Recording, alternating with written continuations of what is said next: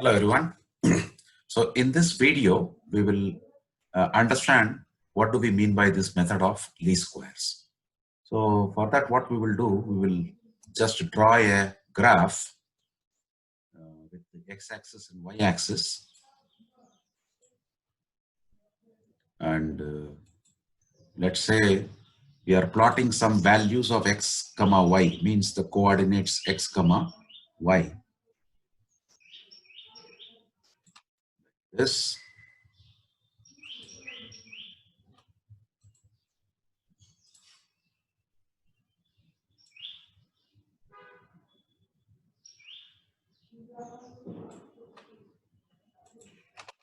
let's say this is our graph.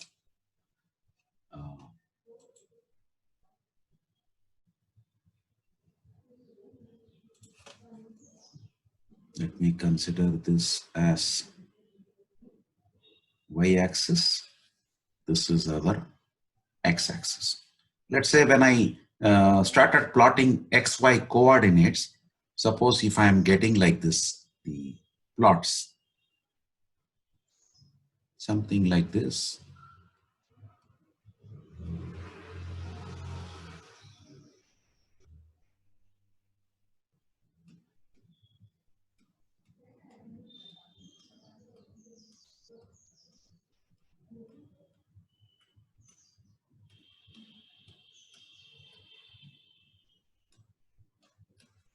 Now, on seeing this plots, I may find some sort of correlation is there between x and y, right?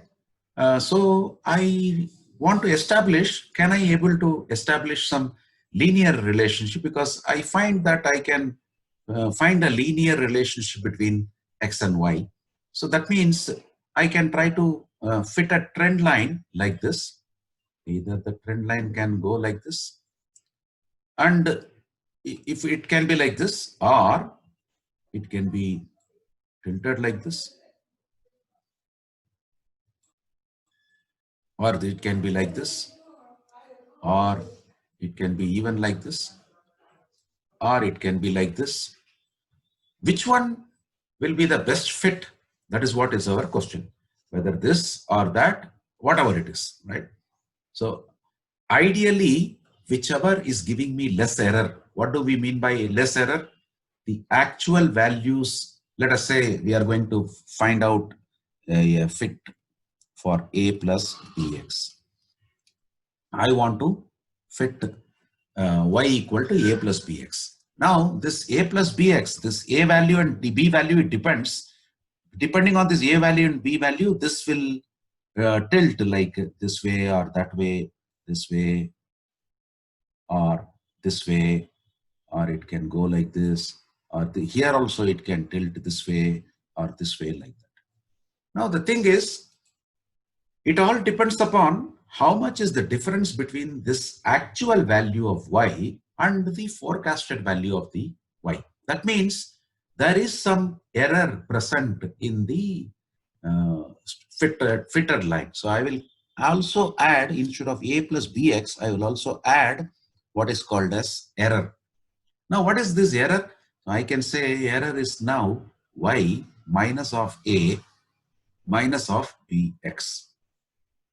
Now, the error can be negative also, it can be positive also. For that reason, what we do, we square the error in order to avoid the positive and negative this thing.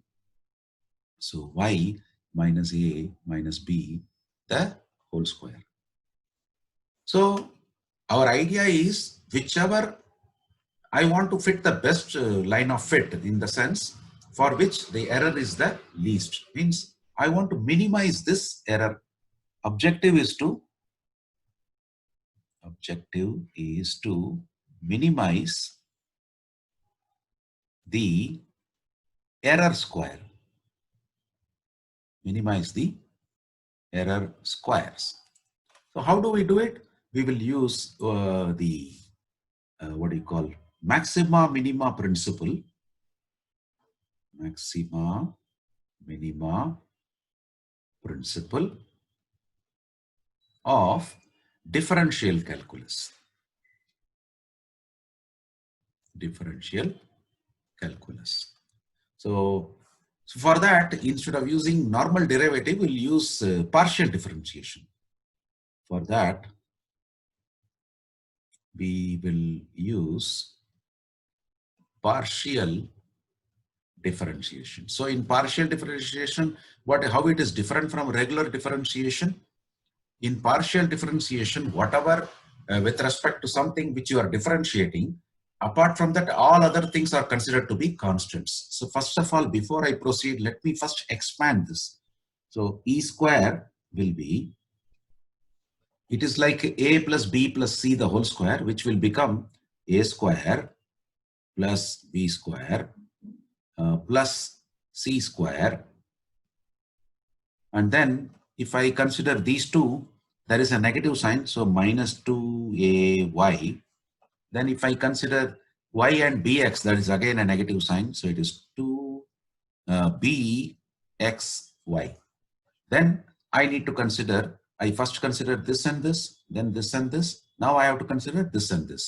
They both are negative, so I should get positive, plus 2 times abx. This is the expansion. Now I need to sum this, in the sense sum of all the errors I need to do. So that means I will say sum of, because you will be forecasting for n different values, means all the errors, and here it is not error, it is error square. So I need to sum it up. So summation of y square plus a square plus b square x square minus 2ay minus 2bxy plus 2abx. Now this sum, let us differentiate this particular sum. Means partial differentiation, we use this symbol.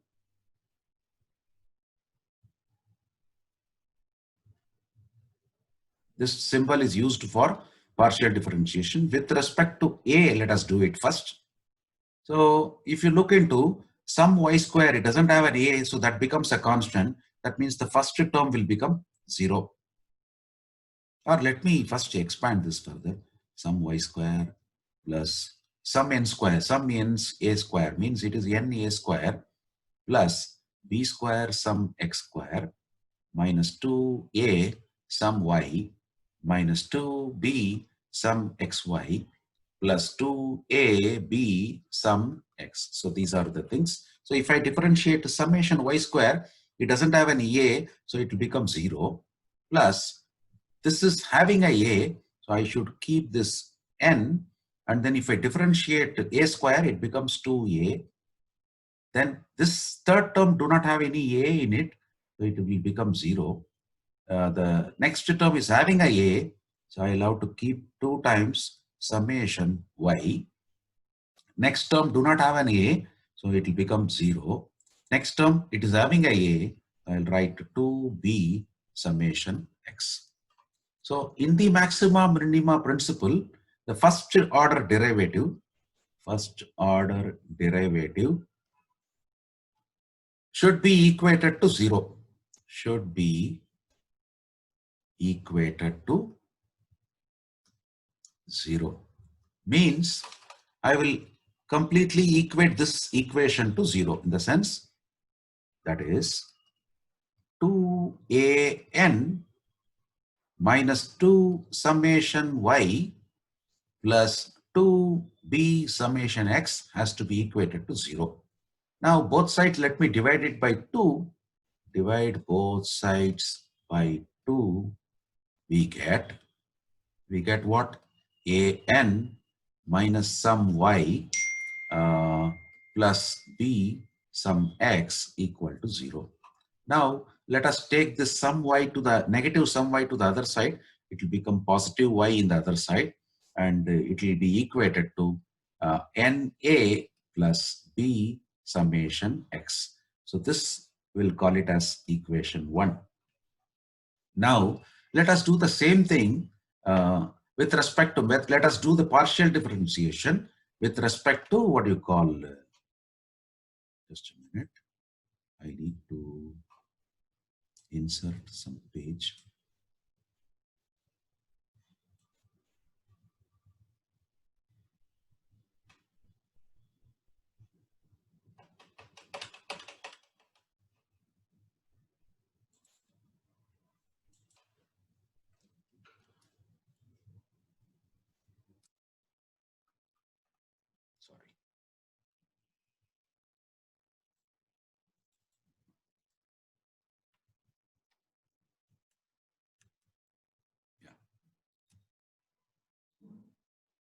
Sorry, I could have done this before.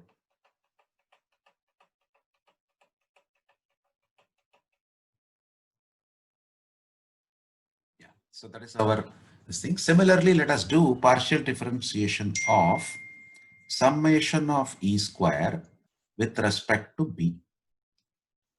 Means going back to that equation, sum e square, sum y square do not have a b, so first term will become 0. Then n a square do not have a b, second term also becomes 0. Third term is having a b, so I should write 2b sum x square plus 2b summation x square. Because I'm differentiating b square with respect to b, it becomes 2b. Third term do not have a b, so it will become 0. Sorry, fourth term, it should become 0. Then fifth term, it has got a b. So if I differentiate b, it is 1. So minus 2 times summation xy. Minus 2 times summation xy. Then the next term, it has got a b plus 2a sum x. Plus 2a summation x. Again, I will be equating this to 0. First order derivative equated to 0.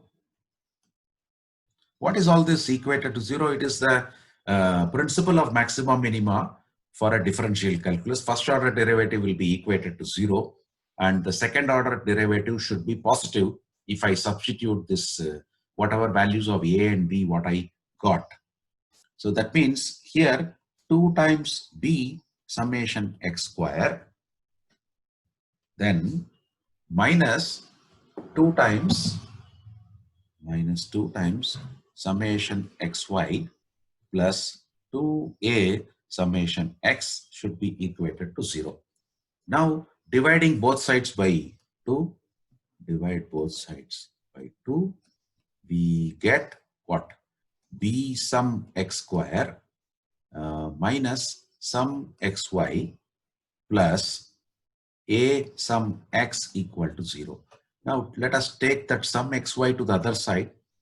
Sum xy is equal to, I can write a sum x plus b sum x square. Let us call this as 2. Now these equations